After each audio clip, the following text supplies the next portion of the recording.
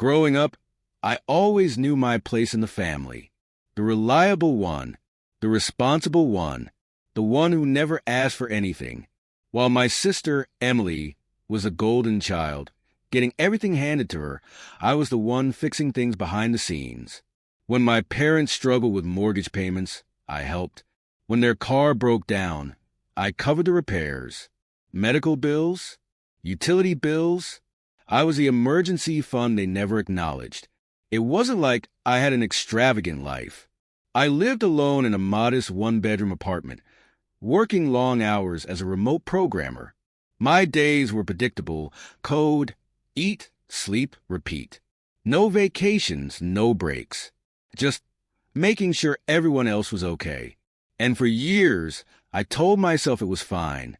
Then, right before Christmas, something changed. "Oliver, you deserve a break," my mom said one evening over dinner. "We got you a trip for New Year's." For a second, I thought I misheard her. A vacation? For me? That had never happened before. Ever. "Yeah," Dad added, nodding. "You've done so much for us. It's time we did something for you." They handed me an envelope. Inside was a plane ticket first class to Aspen, along with a 5-night stay at a ski resort. Fully paid for. I didn't know what to say. Suspicion flickered in the back of my mind, but I pushed it down. After years of being treated like a walking ATM, this felt different. Like, for the first time, they actually saw me, and I wanted to believe it.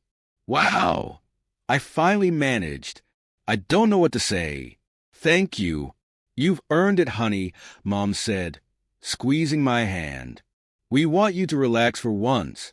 For the first time in years, I felt like I mattered. The days leading up to the trip were surreal. I actually let myself be excited, something I hadn't felt in years. I packed carefully, even bought a new winter jacket. The thought of fresh mountain air, warm fires, and not staring at a screen for 5 days sounded like heaven. Then, the morning of the flight, I arrived at the airport. I rolled my suitcase to the check-in counter, handed over my passport and ticket, and waited for my boarding pass. The woman behind the desk frowned, typing something into her computer. "I'm sorry, sir," she said, her voice polite but firm. "This ticket has been canceled." I blinked. "What?" "It was annulled by the purchasing party yesterday." I felt a rush of confusion, then panic. There must be a mistake. "Can you check again?" She did. Same answer. I pulled out my phone, my fingers shaking as I dialed my mom. "Mom, they're saying my ticket was canceled." "What's going on?" There was silence on the other end. Then, in the calmest voice, she said, "Oliver, we'll talk about it when you get home." It was necessary. Necessary? What the hell did that mean? I stood there, gripping my phone, my stomach twisting. My first vacation, my first break, the first thing I ever got for myself, and they ripped it away. Before I could respond, my phone buzzed again. A message from Emily popped up on my screen. "Merry Christmas, loser." And just like that, everything clicked. I wasn't supposed to go on this trip. I was never supposed to go. It was all a lie. But why? As I stood in the middle of that crowded airport, heart pounding, one thing became painfully clear. My family had just played me. Again, asterisk, asterisk. I let out a breath, steadying myself. The usual anger started bubbling up, but this time it felt different. Sharper, more focused. If they thought I was just going to roll over and take this, they had another thing coming. I left the airport in a daze, dragging my suitcase behind me. My hands were clenched so tight around the handle that my knuckles ached. The December air bit at my face as I stepped outside, but the cold was nothing compared to the burning in my chest. I needed answers. The drive to my parents' house felt longer than usual. Every mile fueled my frustration, turning confusion into anger. By the time I pulled into the driveway, my pulse was hammering. I barely remembered the ride. Slamming the car door shut, I stormed up the steps, my breath clouding in the cold air. The house smelled like cinnamon and pine, like every Christmas before. Cozy, familiar, a lie. My parents were in the living room, sipping hot cocoa in front of the fireplace, looking as relaxed as ever. I didn't even take off my coat. "Where's my ticket?" They both looked up. My mom blinked at me, her face calm, like I had just asked where they kept the sugar. My dad set his mug down, exhaling like this was some great burden on him. "Oliver, honey, sit down," my mom said, patting the couch beside her. "We need to talk." I stayed standing. "Talk about what?" "You canceled my trip. You lied to me." "Why?" Mom gave me that same gentle, patronizing smile. "We thought you'd understand." "Understand what?" Dad exhaled, shaking his head. "Molly's going through a lot right now. She really needed a break." It took a second for the words to register. "Molly?" My voice came out sharp. "You gave my trip to Molly?" Mom sighed, like she was explaining something obvious. "Her engagement fell apart, Oliver. She's devastated. She needed this more than you did." A stunned laugh bubbled up in my throat. "So you took the one good thing I had and handed it to her like it was no big deal." "She's not just sad, she's struggling," Dad said, his voice firm. "She was supposed to be married by now, and now she's alone. We had to do something, like stealing my vacation and pretending it was fine?" Mom nodded, still so damn calm. "Family supports each other, Oliver. That's what we do." My pulse pounded in my ears. "No. Family talks to each other. Family asks, 'You didn't even tell me. You just took it.'" Mom reached for my hand, but I stepped back. "Sweetheart, we thought you'd understand. You've always been so generous." "Yeah, generous, the one who sacrificed. The one who gave and gave and gave while they drained me dry." My fingers curled into fists. "You didn't think. You knew I'd be upset, and you didn't care." Silence. The kind that confirmed everything I had feared. I took a breath, forcing down the rage bubbling inside me. "I'm done." Dad frowned. "Done with what?" "With this. With all of it. I've spent years helping you, paying for things, covering for you, making sure you're okay. And the one time you had the chance to do something for me, you ripped it away." Mom's eyes widened. "Oliver, it's not like that." It's exactly like that. And I'm finally seeing it." I turned on my heel and walked toward the door. "Ollie." The door slammed behind me before she could finish. As I got into my car, my phone buzzed. A message from Molly. "Enjoy your time at home, big bro. I'll send you pics from Aspen." My grip tightened around the steering wheel. I wasn't just angry anymore. I was done. I sat in my car outside my apartment, gripping the steering wheel like it had personally betrayed me.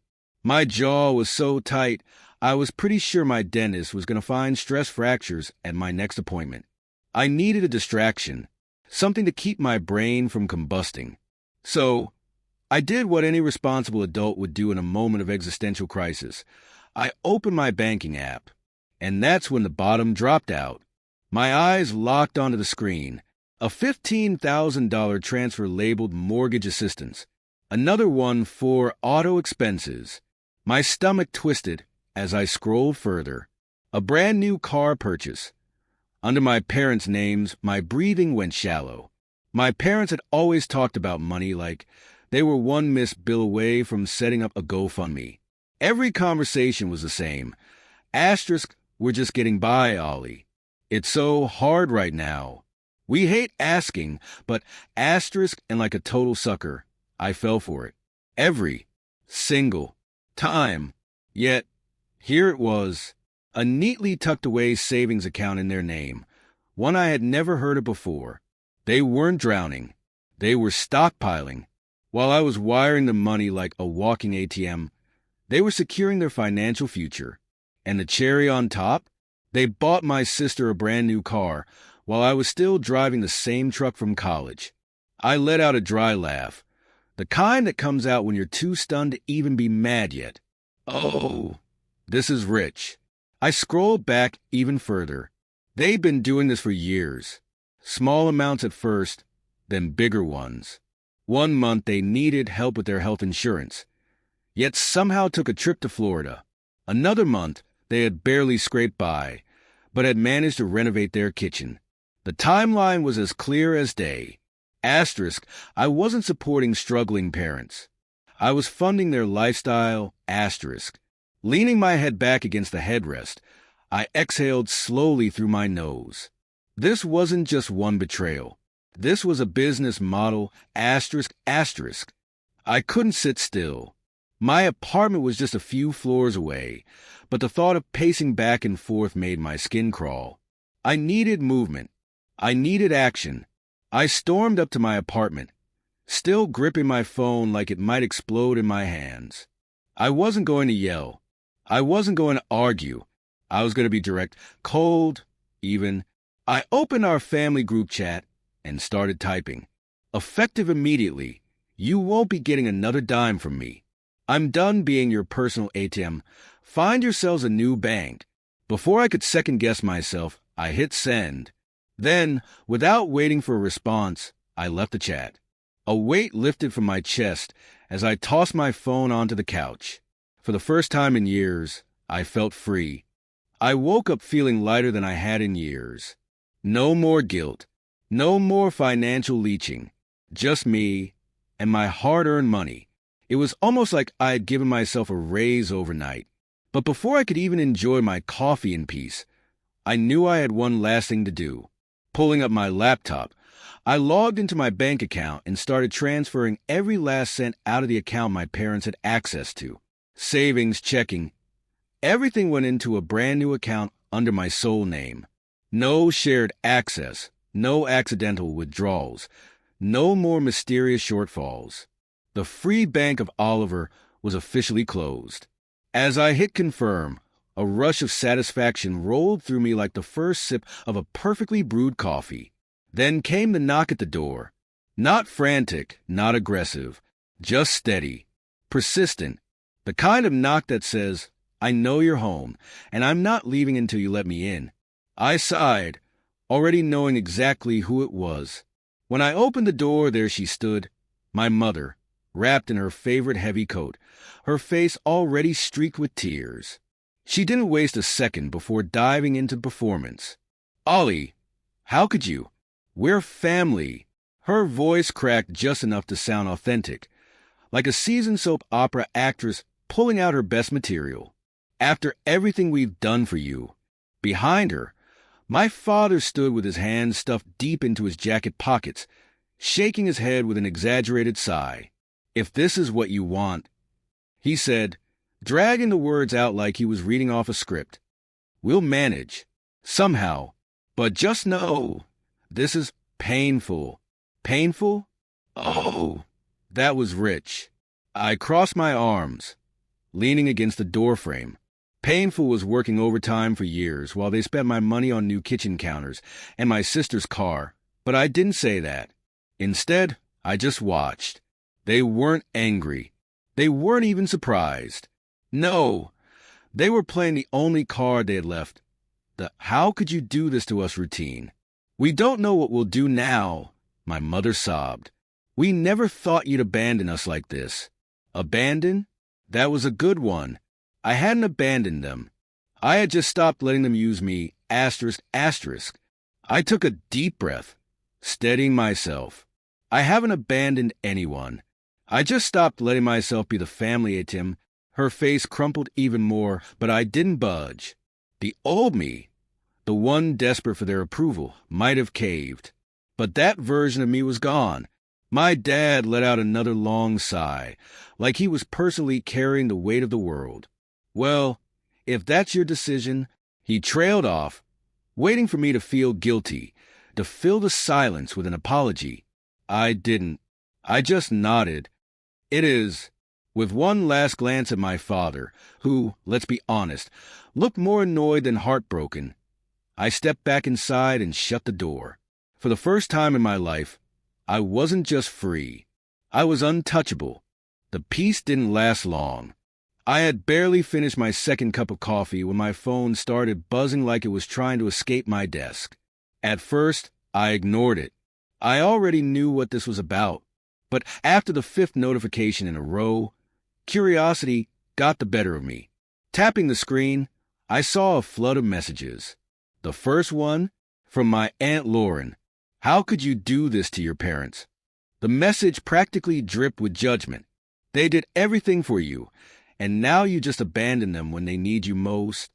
So the smear campaign had begun. I exhaled through my nose and rubbed my temple. My parents clearly hadn't wasted a second twisting the story. They weren't just disappointed. They were victims. And me? I was the heartless son who had left them destitute on the streets, or, more realistically, in their newly remodeled kitchen. Before I could even think about responding, another message popped up, this time from my cousin Jake. Dude, what's going on? Your mom and dad are saying you cut them off for no reason. That can't be true, right? No, Jake. No. It could not. I took a deep breath and started typing. They told you I just stopped helping them? Did they also mention the $15,000 I gave them a few months ago? Or how they bought Molly a brand new car while pretending they were struggling? Or that they've got a savings account they conveniently forgot to tell anyone about? Silence for a solid 10 minutes. Then, one by one, replies started rolling in. Wait, what? Jake, they told me they were broke. Lauren, you're saying they bought Molly a car with your money? Another cousin. And just like that, the cracks in my parents' carefully crafted sob stories started to show. The more I explained, the more my relatives realized they hadn't been given the full picture. I wasn't the villain. I was just the one who finally said, enough. A few more messages trickled in, some apologizing, some just processing the fact that they'd been fed a bunch of half-truths. And then, finally, one last text from Jake. Man, I had no idea. I'm sorry. That's messed up. I stared at my screen for a moment before setting my phone down. The damage had been done. My parents had expected blind loyalty. Instead, they had accidentally exposed themselves. And for once, I didn't feel guilty. I felt free. The relief was short-lived. I had barely started enjoying the quiet when another knock echoed through my apartment. Not the hesitant knock of someone unsure if they should be there. This was deliberate, heavy, like they were trying to remind me who was in charge. I already knew who it was. Opening the door, I found them, my parents. No tears this time, no fake desperation. Just cold, sharp disappointment, like I had failed some unwritten test. You destroyed this family, Oliver. My mother's voice was eerily calm, like she had been rehearsing that line all morning. I leaned against the doorframe, arms crossed, waiting. Let them get it out of their system. We did everything for you, my father added. And this is how you repay us? By turning everyone against us? I didn't answer. I let the silence stretch out, like an awkward pause at Thanksgiving dinner when someone brings up politics. My mother scoffed, shaking her head. Do you even care what you've done? I tilted my head slightly. What exactly did I do? Her lips pressed into a thin line. You made us look like liars. You humiliated us. Your aunts, your cousins, everyone is judging us now because of you. So that was the real issue. Not that they had lost my financial support. Not that they had been caught. But that everyone finally saw them for who they really were. I exhaled slowly. I didn't ruin this family. I just stopped being your bank. For the first time in my life, my mother didn't have a response. She blinked, and for just a second, I saw something I had never seen before, uncertainty. It was brief, gone in a flash, replaced by the same icy composure she always carried. But I had seen it. My father sighed dramatically, rubbing his forehead like this was all so exhausting for him. I hope you're happy. I was. I stepped back, gripping the edge of the door. Anything else? They exchanged glances, waiting for me to cave. I didn't. Finally, my mother let out a sharp breath, turned, and walked away. My father lingered for a second longer, like he was expecting me to break down in some grand emotional moment. Spoiler, I didn't. He sighed, muttered something under his breath, and followed her down the hall. I closed the door behind them and locked it. For the first time in my life, I wasn't their son first. I was my own person, and it felt damn good. For the first time in years, my phone was silent. No guilt-laced texts, no we need to talk calls, no endless stream of missed notifications dragging me back into their chaos. And honestly, it felt incredible. Then, my phone lit up. Molly. Of course. I sighed. Maybe she thought she could wear me down where our parents had failed. First call? Ignored. Second? Straight to voicemail. By the fourth, I did what I should have done a long time ago. I blocked her number. And just like that, a weight I hadn't even realized I was carrying lifted off my chest. It was like finally stepping outside after being cooped up in a stuffy room for years. For the first time, I could finally ask myself a question I had never really considered. What do I want? The thought was terrifying, but also kind of exciting. So, I started simple. Took a long walk. No phone buzzing in my pocket. No running mental tally of what I owed someone. I treated myself to a decent meal. No guilt. No second-guessing whether that money should have gone somewhere else. Then I did something even bigger. I went on a date. It had been years since I'd even thought about dating. Between work and constantly being my family's emergency fund, I never had time. And eventually, I convinced myself I didn't need it. But now I had time. Now I had space. And now, I actually wanted to see where something could go. So, I said yes to grabbing drinks with someone I had met a while back. Nothing serious. Just two people talking, laughing, seeing what happened. And you know what? It was fun, no pressure. No distractions. No feeling like I needed to check my phone every 5 minutes in case someone needed me. Just me, sitting across from someone interesting, laughing at dumb jokes, realizing I could do this. That night, walking home, the air felt different, lighter, like I was finally walking towards something instead of constantly running away. I was free. The next morning, my phone buzzed one last time. I glanced at the screen and, sure enough, it was a message from my mother. Family is forever. You'll regret this.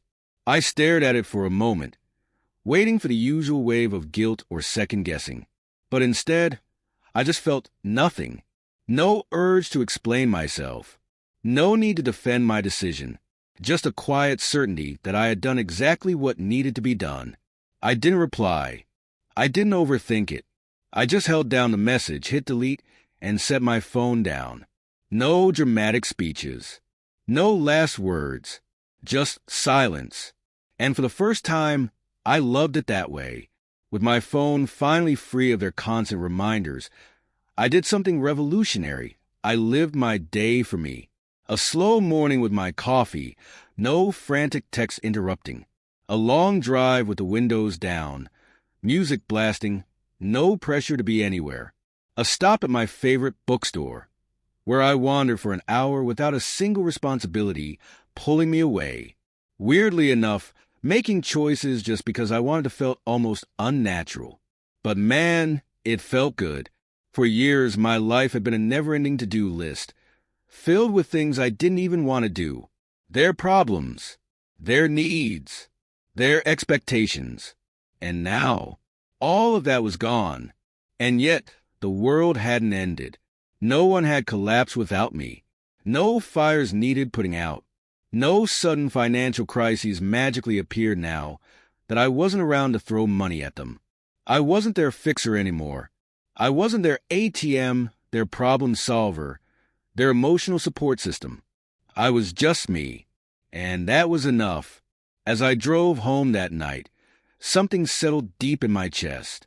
A realization so simple, yet so freeing.